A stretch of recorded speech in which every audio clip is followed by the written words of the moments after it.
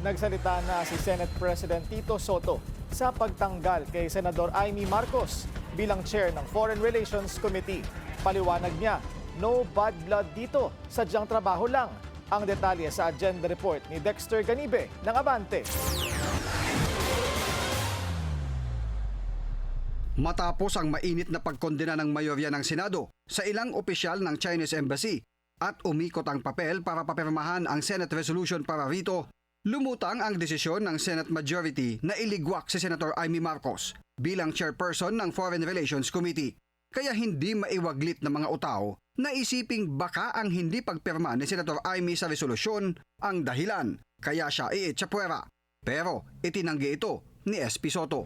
When the majority met, the thinking is that a major committee like foreign relations should be chaired by a member of the majority. Binunyag ni SP Soto na buhat ng magpalit ng liderato ang Senado noong Setyembre, inasahan niya at mga kapwa senator sa majority bloc na mag-over the backod si Senator Amy.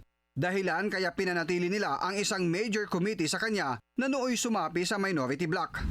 Originally na kay Senator Amy Marcos yun, hinayaan namin thinking that later on, pwede naman pwede naman kami magkasama-sama, but apparently things didn't work out that way. Naging konsernan niya ang nasa mayorya dahil may mga mahalagang tratado at kasunduan mula sa iba't ibang bansa na kailangang maipasa agad.